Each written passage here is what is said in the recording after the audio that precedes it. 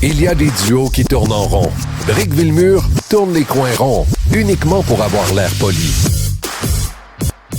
Notre excellent collègue du Journal de Montréal, Maxime Delan, nous racontait une histoire hier en milieu d'après-midi, jeudi, dans les pages du Journal de Montréal. C'est celle... moi, j'y croyais pas au début. Enfin, c'est parce que c'est tellement insensé. C'est surtout la fin de cette histoire-là qui l'est, que j'en doutais un petit peu. Mais bon, c'est ce qui est arrivé. Je vous raconte ça. Ça se passe dans le poste de quartier 26 à Montréal. Ça, c'est là où, en passant, il s'est déroulé la fusillade, qui s'est avérée une tuerie il y a quelques semaines. Donc, on est dans le nord-ouest de la ville de Montréal.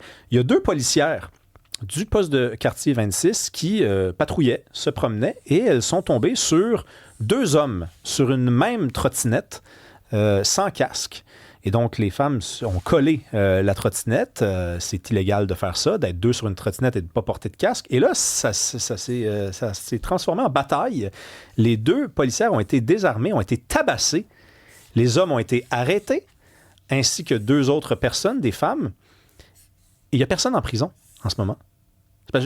C'est parce que normalement, quand des policiers sont attaqués comme ça, désarmés, on parle d'une des policières qui s'est vue emparer son bâton télescopique, battre avec ça, ben là, je veux dire, on accuse, il y a un procès, puis avant le procès, on incarcère les gens. Non, ces 4 personnes-là sont en liberté, carrément. Oui, moi, je suis tombée aussi en bas de ma chaise, puis je me suis dit, là, ça envoie un très mauvais message à la population.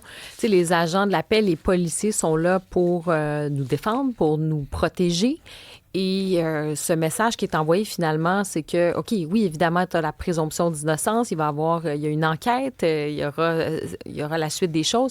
Mais je veux dire, on parle quand même de 2 policières qui ont été désarmées, tabassées.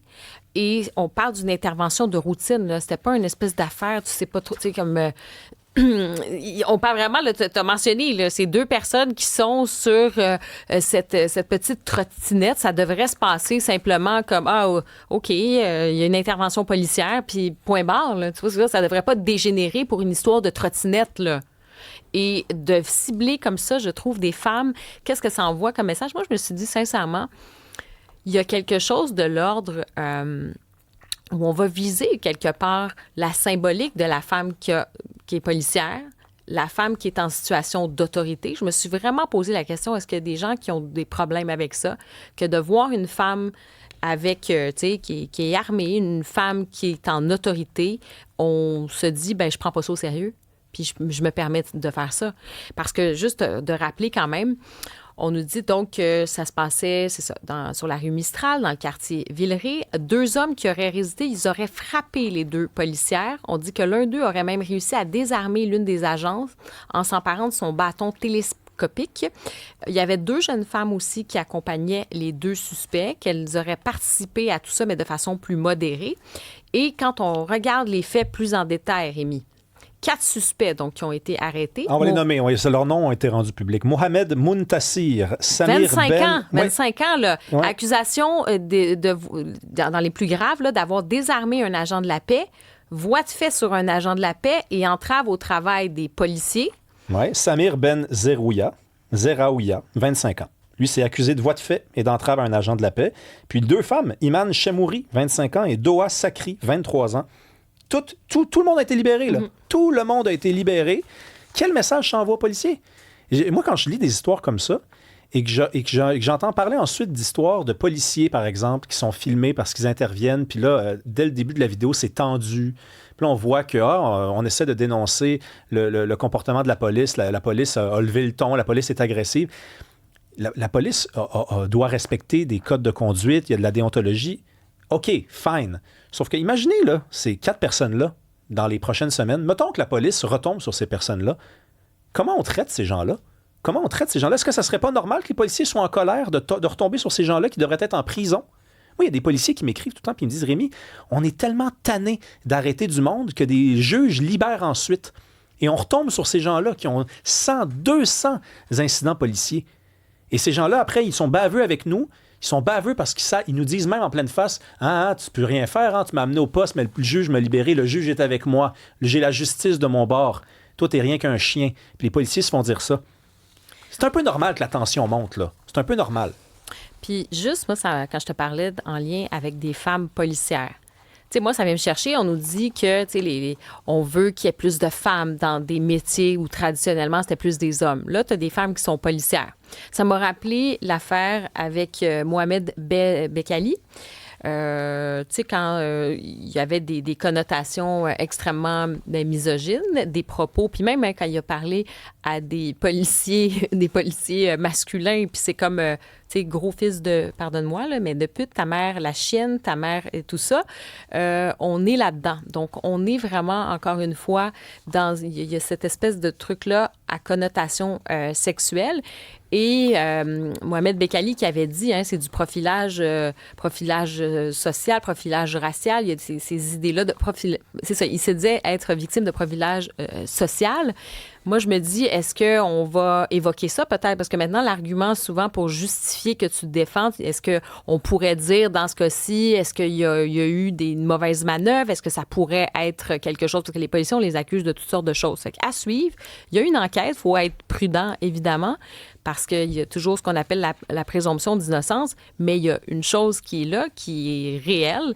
Il y a ces 2 policières-là, quand même, qui ont été tabassées en fin de semaine. Ben oui, puis on va parler avec André Gélina, sergent détective à la retraite au SPVM. Il vient souvent à l'émission commenter des cas comme ça, nous raconter peut-être même son expérience. Bonjour, André. Salut à vous deux. Moi, quand j'ai lu cette histoire-là, je me suis dit, 2 gars sur une trottinette, pas de casque, c'est sûr, c'est pas comme le summum de la virilité, là. 2 gars sur la même trottinette qui se font coller par 2 policières, puis là, qui se disent, ouais, on a l'air de 2 baltringues, là, va peut-être falloir montrer qu'on est des hommes. Ça finit mal, par contre. Quel signal on envoie aux policiers? Commençons avec les policiers. Quel signal on envoie aux policiers? Les patrouilleurs, en ce moment, là, qui nous écoutent peut-être, sont en char, qui se disent, nous, on peut se faire désarmer, puis c'est correct. Ouais, tu sais, le message est vraiment multiple, mais il faut se rappeler à la base, premièrement, ces policiers-là avaient un motif légal d'intervention. Donc, leur intervention était légitime. L'autre point, évidemment, le juge, on peut penser qu'il a peut-être erré dans sa latitude à prendre une décision, c'est-à-dire à détenir ou à remettre en liberté, mais n'empêche que le message initial provient du législateur. Le code criminel, qui a été amendé il y a quelques années par le gouvernement libéral de Justin Trudeau sous le projet de loi C-75, a amené que le premier réflexe qui doit être pratiquement appliqué et pratiquement à tout azimut, c'est la remise en liberté d'individus. Et ça a été tout à fait catastrophique parce que ça amène justement le message aux policiers et même à la société que vous pouvez faire à peu près n'importe quoi et les conséquences seront ultimement reportées dans le temps. Les gens, là, vous savez, principe, là, avec un enfant, quand il fait une faute, il faut intervenir rapidement, il faut qu'il y ait une conséquence. Et là, ces gens-là, évidemment, c'est pas le même contexte, mais ces gens-là essayent de désarmer une policière, désarment une policière, commettent des voies de fait, peut-être ont proféré des menaces, il nous manque beaucoup de détails, et la seule chose qui leur arrive après l'arrestation, c'est-à-dire, c'est la remise en liberté. À quelque part, ça va encourager le désengagement policier, ça va encourager le cynisme des policiers et aussi de la population, parce qu'il faut comprendre une chose. Si vous vous attaquez aux policiers, qui est le bras armé de la justice au pays, ça veut dire quoi, là? Vous êtes capable de vous attaquer à n'importe qui. Vous allez vous attaquer aux fonctionnaires à la SAC qui ne travaille pas assez vite à votre goût, qui a fait une erreur. Vous allez quoi? Vous allez klaxonner une dame âgée qui ne traverse pas assez vite au coin de la rue. Ça s'arrête où? C'est exactement un bon exemple. Mm-hmm. Et ça rejoint, en fait, vos propos, rejoignent ceux de Stéphane Bergeron, qui est l'ancien ministre de la Sécurité publique du Québec. Là, il était sur les ondes de LCN hier et il a dit ceci, là, ça me fait vraiment penser à ce que vous dites, sur le fait qu'ils aient été finalement libérés là, en ce moment en attendant leur procès. Lui, il dit ce genre de comportement est tout à fait inacceptable. Quant à moi, je les aurais maintenus en détention, ne serait-ce que pour servir d'exemple. Il est absolument aussi, il a dit qu'il y a un sentiment de dégoût à l'égard d'un comportement aussi peu civique, pour ne pas dire carrément criminel de la part de citoyens là, qui devraient manifester normalement du respect à l'égard des forces policières. Est-ce qu'on respecte de moins en moins la police? Bien, écoutez, pourquoi pensez-vous qu'on réclame haut et fort un règlement municipal à Montréal qui va empêcher ou qui va restreindre le droit des gens d'insulter la police, de faire des films avec ça, de mettre ça sur les réseaux sociaux et de se foutre de la gueule des autorités. En fait, ça aussi, là, c'est un autre élément là, qui fait en sorte que ça encourage les gens. Et dans le cas qui nous occupe, ben, ces gens-là sont allés probablement encore beaucoup plus loin que ça, ont commis des actes criminels, évidemment, sont présumés innocents, mais je veux dire, ont été quand même accusés d'actes criminels. Donc, c'est grave. Et en plus de ça, ce qu'il faut comprendre, c'est qu'une situation comme ça aurait pu très rapidement dégénérer avec l'arme à feu. Parce que vous savez, il faut comprendre une chose, là, c'est que lorsque vous désarmez un policier, que ce soit de son poivre de Cayenne, de son bâton télescopique ou de son arme à feu, est-ce que ce policier-là ou cette policière-là peut craindre la mort ou des lésions corporelles graves? La réponse, c'est oui. Et l'article 25 du Code criminel nous autorise à utiliser l'arme à feu, c'est-à-dire la puissance fatale, pour justement se protéger contre la mort ou des lésions corporelles graves. Et ça me rappelle ce qui aurait pu arriver, un peu comme l'affaire Villanueva qu'on a connue il y a plusieurs années. Ben voilà. C'est on avait essayé de désarmer un des agents, puis l'autre agent a fait feu, puis bon, on se rappelle ce que ça a donné par la suite. C'est-à-dire que là, après, on se dit, il a fait feu, il aurait dû utiliser un taser. Ils n'ont pas tous un taser sur eux. À la base, essaye pas de désarmer un policier. C'est quand même juste ça la base, là. C'est ça la base au début de l'histoire, là. Là, on parle de cette fameux règlement que la mairesse refuse de passer pour insulter les policiers. Moi, je me rappelle d'une entrevue qu'elle a accordée. Et elle avait répondu à peu près ceci. Mais vous savez, j'ai de la misère à dire que c'est une bonne idée parce que, tu sais, il y a un profil de la population, là, tu sais, que ça viserait principalement, puis on veut pas ostraciser. Elle est en train de dire littéralement que c'est un certain type de personne qui s'en prend aux policiers de cette façon-là, puis que si on passe un règlement, ben ça serait une façon de dire on cible un certain type de personne. C'est pas comme ça qu'il faut voir le problème. Est-ce qu'on peut ou pas insulter des policiers? Est-ce qu'on peut ou pas s'en prendre à des policiers? La règle, c'est non, pour tout le monde. Oui, effectivement. Vous savez, elle a le devoir, comme législatrice au niveau municipal, en fonction de règlements municipaux, et avec ses collègues, elle a le devoir de protéger ses policiers et ses policières qui sont ses employés. En fait, il faut comprendre une chose parce que, tu sais, on parle souvent de l'autre cas, là, Bécalil, là, qui a été accusé de libelle diffamatoire. Là. Ben, ça, c'est un cas d'exception. Mais dans la vraie vie, là, je veux dire, le code criminel face à des insultes là, ne nous permet pas d'intervenir, là, à moins que ça constitue une entrave, mais ça, c'est encore, il faut que ça soit démontré. Mais il faut absolument, question crédibilité, et aussi pour empêcher les policiers de se désengager. Parce qu'évidemment, les policiers, là, lorsqu'ils réalisent qu'ils sont un petit peu le dindon de la farce dans une situation comme ça, puis qu'il n'y a pas de conséquences ou qu'il y a peu de conséquences, mais ce que ça fait, c'est non seulement chez eux, ça encourage le désengagement, mais ça encourage aussi l'arrogance chez les individus qui décident de s'en prendre aux policiers et qui décident de passer cette ligne-là. C'est d'une évidence, là, je veux dire, je pense que personne ne peut nier ce fait-là. Et en même temps, les policiers, s'ils ne se sentent pas appuyés, que ce soit par leur chef dans la hiérarchie ou dans la politique, bien, évidemment, je veux dire, ce sont des humains. Et à quelque part, tout le monde a besoin d'appui dans des situations comme ça parce que ça aurait pu vraiment virer au drame. Et c'est sûr que ça amène plusieurs questionnements. Est-ce que la formation dans l'emploi de la force est suffisante?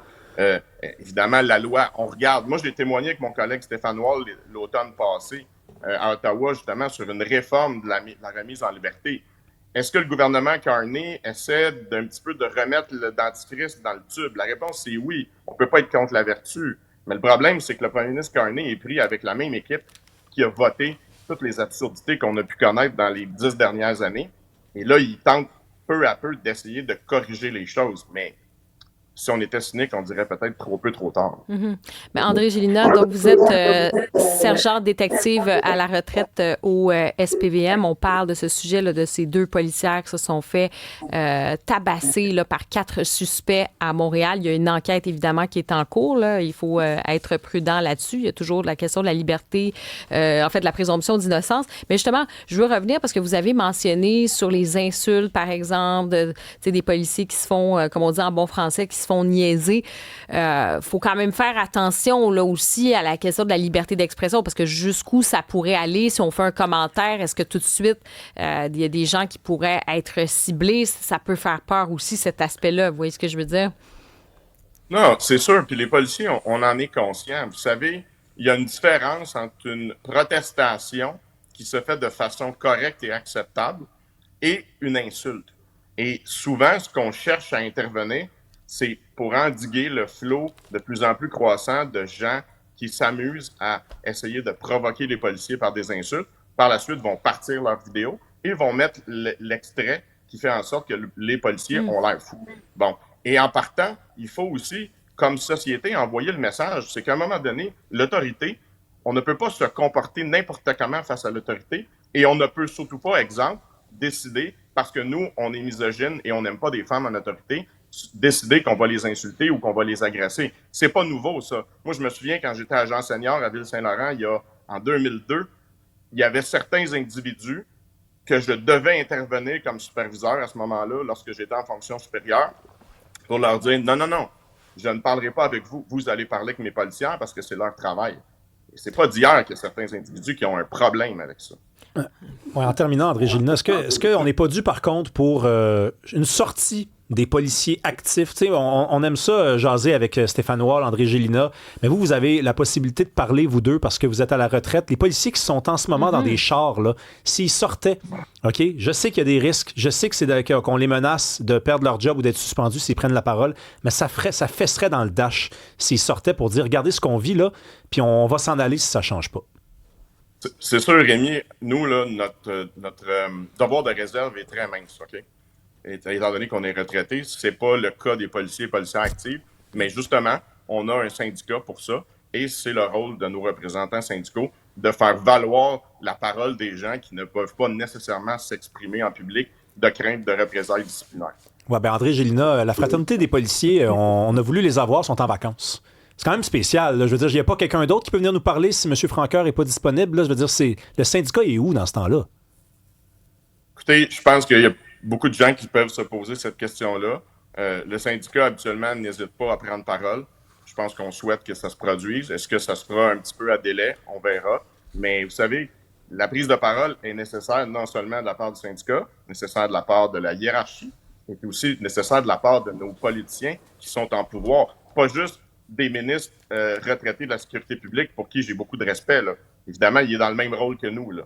Mais est-ce qu'il y a des gens qui ont le pouvoir d'intervenir, qui vont prendre la défense des policiers et policières? Je pense qu'il est plus que temps. Mais évidemment, ça vient avec un prix, c'est-à-dire de se mettre à dos une frange militante anti-police qui, évidemment, veut faire du mur à mur avec tout et qui, en bout de ligne, pense enlever des pouvoirs aux policiers, mais on n'enlève jamais de pouvoir aux policiers. Il faut comprendre une chose, on enlève des moyens de protection à la société. Et je veux juste aussi mentionner, là, parler de la situation des femmes policières, parce que moi, ça m'interpelle quand même beaucoup. Là. Ça fait quand même quelques cas maintenant. Est-ce qu'il y a vraiment beaucoup d'individus là, en ce moment, ou de plus en plus, si vous le constatez sur le terrain, des gens qui ont des problèmes avec le fait qu'il y ait des femmes en situation d'autorité, des femmes qui sont policières, qui interviennent? Est-ce que ça pose problème aujourd'hui pour certains? Est-ce que c'est un problème généralisé? La réponse, c'est non. Est-ce que c'est un problème qui est réel, qui est en accroissement? La réponse, c'est oui. Parce que, comme je vous disais, il y a 20 quelques années, je le voyais. Évidemment, il y a des individus, pour des raisons culturelles, de croyances ou simplement de misogynie, ne voulaient pas faire affaire avec des femmes policières. Et à l'époque même, il y avait souvent, on le constatait sur nos interventions, une retenue envers les femmes policières, justement, de se livrer, mettons, à des voies de fait sur eux, qu'il n'y avait pas avec les hommes. Mais aujourd'hui, ce qu'on se rend compte, c'est que de plus en plus, cette retenue-là culturelle qu'on avait s'amenuise avec le temps. Mais encore une fois, on ne peut pas généraliser du mur à mur. Mais est-ce que c'est présent? La réponse, c'est oui. Est-ce que ça augmente? La réponse, c'est oui aussi. Merci beaucoup, André Gélina, ancien membre du SPVM, sergent détective à la retraite. Bonne fin de semaine. Vous aussi, avec plaisir.